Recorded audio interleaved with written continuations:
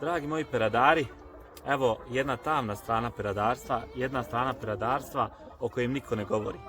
Ali ja ne krijem ništa od vas, želim da vam podijelim jedno moje iskušenje koje me je koštalo mojih 130 zdravih kokica. Kokica za koje sam se borio svaki dan i tako punih 5,5 mjeseci.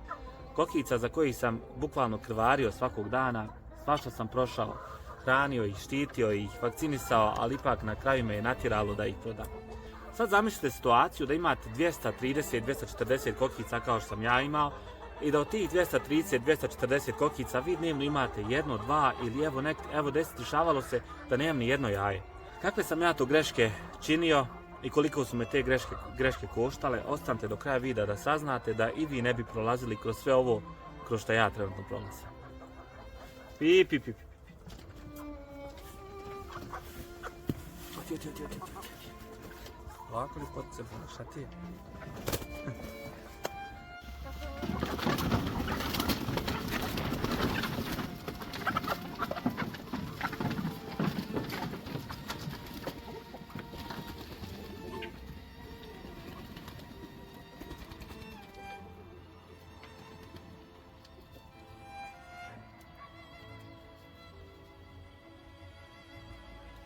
Pi.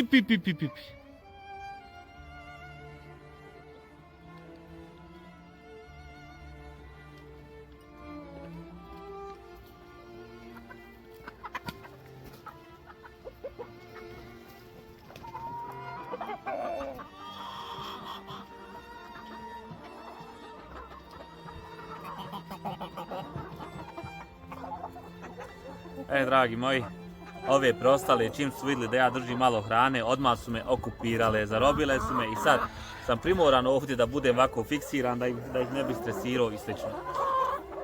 Ovako, za početak, prvo da krenemo šta su sve imale, a ipak nisu nosile. Imale su čist kokošinac kojeg sam ja čistio skoro po svaki drugi dan. Krećio sam ga, evo, u zadnja 2 mjeseca pa sigurno naput, dakle kokošinac je iznutra kompletno bijel. Redovno posipam kreć u prahu, to je onaj građevinski, da spriječim tekut. Evo jučer sam bio dosta zabrinut jer iako sam prodao 130 kokica, i dalje kokice ne nose 2 do 3 jajeta kao što sam i rekao. I ja uzmem lijepo malo benzina, lijepo pospijem sve da vidim ima li tekut, to jesu crvene grinje ili one, značite uglavnom šta su tekut. Popršćem ja da vidim ima li ih jer znam inače kad popršćem malo benzinom one izlete pa ne znam koliko duboko da su u drvetu. Međutim, aman da se moja metoda o redovnom krećenju i redovnom posipanju kreća u prahu isplatila. Tekuti do duše nema. Hrana im je svaki dan, evo pogotovo sad kad sam ukinuo taj veći broj koka, svaki dan im je dostupna skoro 24 sata kroz 7, eto samo kad ne spavaju, navečer maknem hranu da ne bi slučajno pacovi navalili i slično, da ne bi glodari navalili, ali ujutru do predveće prije lijeganja oni dakle imaju puni pristup hrani. Dakle, hrana nije problem, voda nije problem i redovno sam tu, dnevno im znam po 5-6 puta nasut vode u manjoj količinu, ali hoću da piju čistu vodu, da ne piju prljavu vodu. Dakle, higijena nije. Tekuti nisu. Hrana i voda također nisu. Pa nešto razmišljam, par dana mi je svjetlo sam bio palio jer mi je jako bitno da mi sad nose kokice jer sam odlučio se da nastavim sa proizvodnjom kvalitetnih i rasnih pilića. Vidim ja, tajmer mi je malo poremećen, ne pali se na vrijeme i slično, eto ja uzmem njega, vratim sve da se pali, svjetlo gazi, to što sam pravio. Dakle, prođu par dana i dalje ništa. Da im je hladno, nije im hladno jer jednostavno ovih par dana, eto, od kad je počela ta manja nosivost, koke i dalje tada je bilo vrijeme isto toplije, malo sam zbunjen, vrijeme je bilo toplije, nije bilo nekih jakih minusa da ja kažem minus utiče na koke, iako je kokošinac zaštićen, imaju svana i najlone i svašta, ja sam to pregradio, sredio im da imaju idealne uslove. Dakle, uslovi također nisu, promaja također nije, hladnoća također nije. I ja uzem, razmišljam, razbijam mozak, što bi se reklo već, evo koliko, 7 do 10 dana. Šta god ja radio, koliko god ja vitamina dodavao u vodu, koliko ja god dodavao sirčeta, luka bijelog, pa sam čak radio, evo prije, da ne kažu ljudi da imaju parazite ili neke bolesti, ja sam prije 2 mjeseca otprilike, nekad na jesen, ali i 3-4, ne znam tačno kada, ali eto, uglavnom u skorije vrijeme sam radio deworming, znači čistio sam ih od unutrašnjih parazita. To znači da unutrašnji paraziti nisu, imaju crven češalj, lijepo se kreću, aktivne su, evo trenutno. Znači, bolesti nisu, uslovi nisu, hrana, voda nije, tekuti nisu, svjetlo nije. I onda meni ne preostaje ništa drugo nego da ja se počnem nervirati i da se počnem živcirati, jer šta god ja radio, šta god ja njima sređivao, dodavao i dalje ništa. Onda sam došao na ideju čak da gnijezda promijenim, ušao sam u kokošinjac, izvadio one gajbice, stavio im lasonit ploču, jednu sam stavio i onda sam iza nabacao mehke slame, pa ajde rekao da se mogu zasuškati, da se mogu uvući, da se osjećaju sigurnije, da im je malo mračnije, da vidim hoće li i to, međutim i dalje ništa. Evo već punih, ajde da kažem, nekih 14 dana, jaja nema. I ja više nisam znao šta da radim. Međutim, sinoć kad sam sjeo i razmišljam, pa dosta... Da mi prvo pustimo njega, nek on sve odradi. Kad sam sinoć sjeo i razmišljam, baš sam se zaduo, pa dosta promjena se desilo u zadnje vrijeme. Kao prvo, kad su kokice bile manje, to jesu one Lohmann Brown koje sam bio primoran da prodam, one su, kokošinac mi je, hajde odmah razjasnim, kokošinac mi je 25 kvadrata. I odmah nemojte da se bunite, jest da je veći broj koka bio, ali ja sam planirao da one samo unutra prespavaju. Jer kasno ulaze u kokošinac, odmah se popnu gore na one prijeke letve gdje spavaju i onda rano ujutru oko 6:20 sam ja kod njih, kad su upali svjetlo, ja znači njih pustim vani, oni nemaju skoro pa nikakvog dodatnog boravka u kokošincu osim prespavanja. Ja znam da je kokošinac mali, 25 kvadrata, malo sam se ja zaletio, potražnja jaja mi je bila velika, pa sam morao, jednostavno bio sam primoran da malo povećam količinu koka. Ali samo spavanje u kokošincu na taj broj koka ne bi poremetilo samu nosivost koka.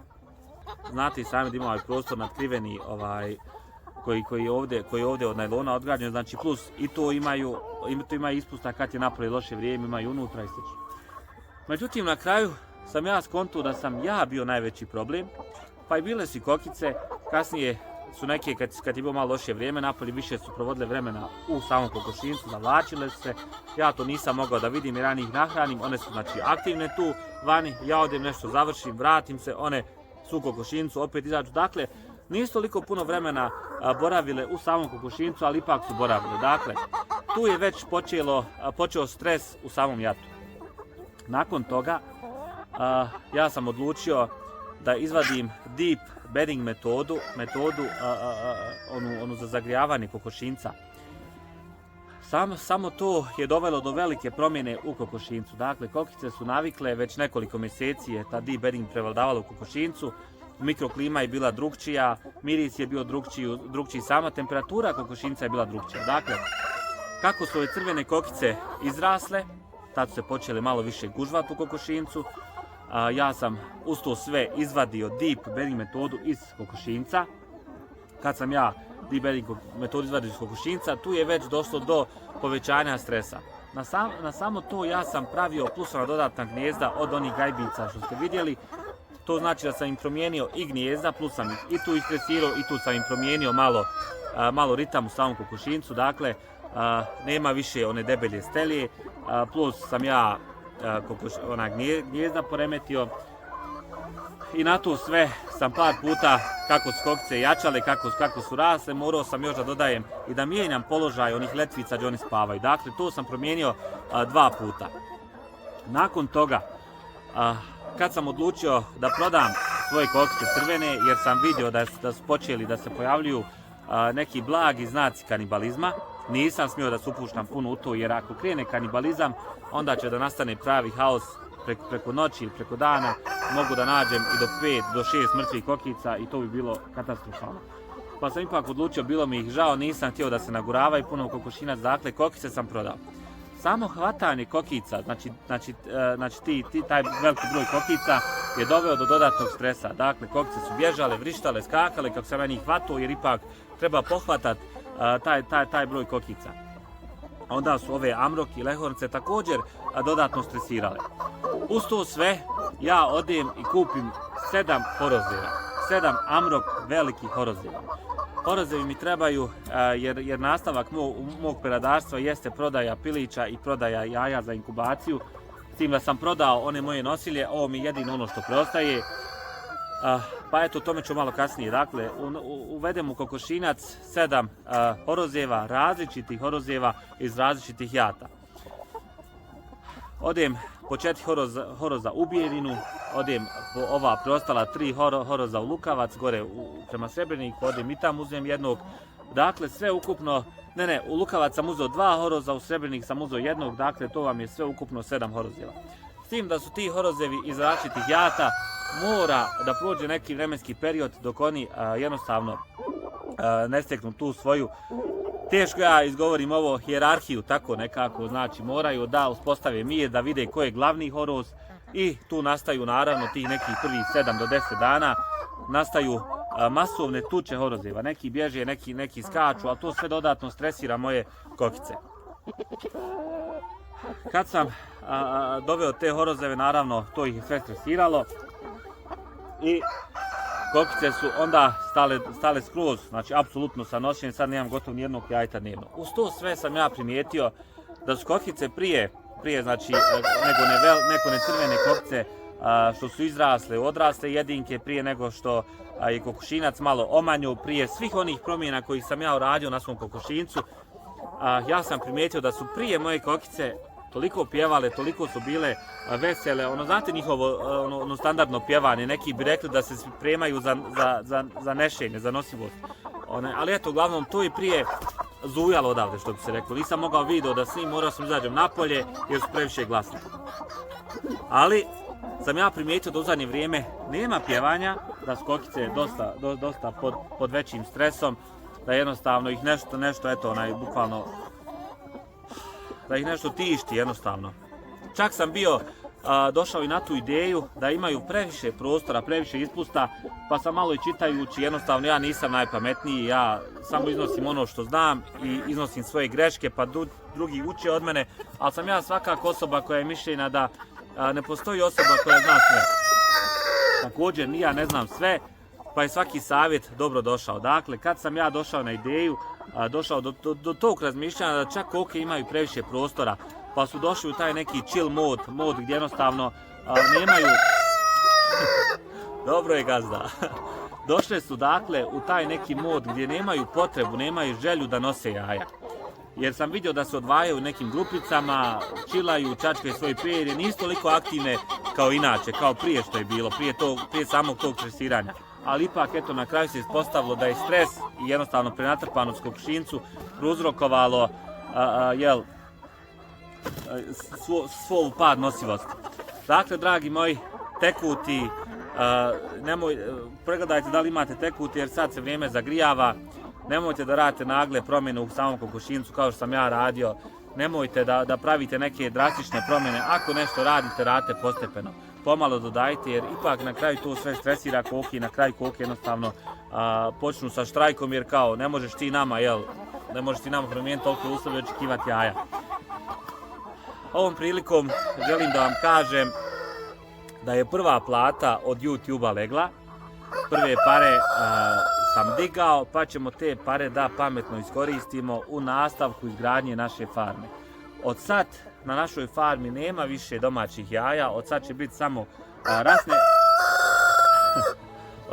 samo rasne kokice, amrok, lehorn, dodat ćemo još jednu rasu, ovaj objekat vam koji pravim, koji je u izgradnji, on će još malo da potraje, jer iskreno trenutno sam sam, ne mogu sve sam da postignem, jednostavno moram vući beton nekih 100-120 metara da bi ja prva kolica istresao. Dakle, trenutno mi je teško, pa čekam da je vikend, da uhvati otac malo vremena, malo brat, pa da im pomognu, ali svakako sam ja riješio crvene kokice, ostale su amrok, ostale lehorn, imam dovoljno horozeva, pa ćemo onda i ta jaja da inkubiramo, jaja od amroka će biti u prodaju dok lehorna ne odvojimo jer po boji ću razlikovati koje je jaje od amroka, koje je od lehorna. Sve pare sa YouTube-a koje su legle, njih ćemo, kao što je rekao, pametno da iskoristimo. Iskoristit ćemo ih u nastavku gradnje naše farme, u improvizovanju, evo, u improvizovanju same ograde, u improvizovanju objekta, u dodavanju nekih modernijih pojilica, hranilica i slično i svega. Uglavnom, dragi moji, hvala vam puno na gledanju. Nemojte da pravite ove greške, nemojte da koliko stresirate, jer ipak, evo, ispostavi se da ako to uradite, na kraju ćete da radite za džabe. Ostavite mi like, naravno, ostavite i subscribe, koji komentar je također dobro došao. Hvala vam na svemu, jer bez vas ovo ovdje jednostavno ne bi imalo smisla. Dotad mi ostanite zdravo, pa se vidimo u idućem klipu. Doviđenja. Pi, pi, pi.